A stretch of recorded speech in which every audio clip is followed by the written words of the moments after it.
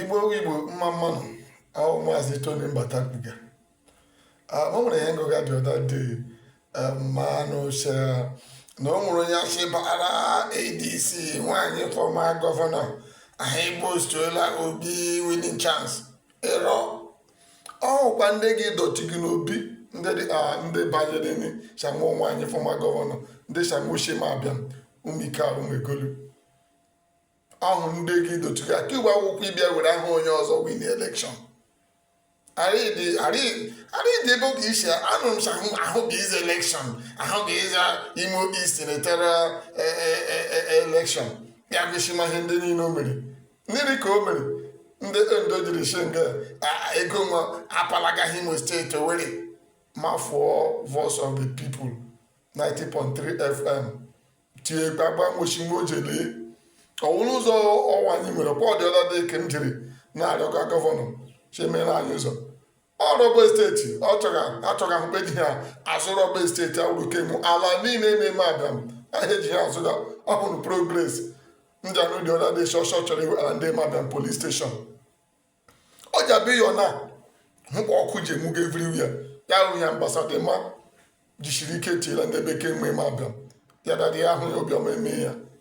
ọṅụṅụ mmiri ọ ga-egbafu ndị mmadụ bịa nga agbara ma ịbịa ga-agba gị ebe ijikpara akpagharịa ya ijikpara agba ya okwu onye chizi elekshọn jeman ebe ndị ji ejeze elekshọn mejere m ụzọ mgbe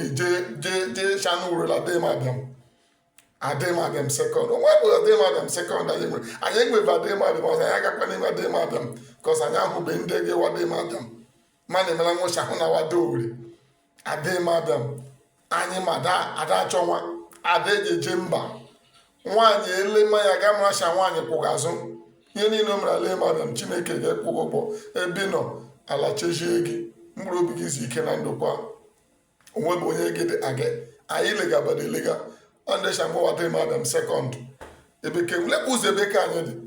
ọkwado ọda dị ka m dịga gọvanọship meela anyị ụzọ ndị mere anya tagbuola onwe onye ahụhụ ọkanye nwe olesọ street light sola ematila anyị adịghị ihe somebody gị ji afụra nwe ihere kpe ya si aga ize election every year ya bịa kpọrọ ụmụ ndị omume jee ya gosi nwe ahụkwa ndị NGO ya gwọrọ breast cancer chịkwara breast cancer chịhụ ndị NGO ejighị ego vom ya meshi ya na afọ ndị dị anyị ga-eba into archive wef ahịa niile mere ma accident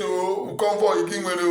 maka everything about you anyị ga-ewefụta ya ma skuul ijere je ma grade ijere fụta anyị ga-eflash ya ga-akpanye ndị ADC kpacharakwa n'anya ndị gị shanwụba aga bikos agaghị ije ha Peter Obi ahụracha Peter Obi nwere nem people follow ya abịa mee ihe mere 2023 election people are like ucha Labour ma ndị ọkada ma ndị efulefu ewinye election ọwụkpọghị ya dị kubu election kubu personality election I didn't hear, in fact, that from Umegolu Ndemrogene, from Umegolu Mika, from Umika Emabiam, from Emabiam Owerri West, from Owerri West, Imo East. You got one vote. I just believe me, you know, Maka, Jishike, Maka, Epanegogi, Emanapana. No to one the other.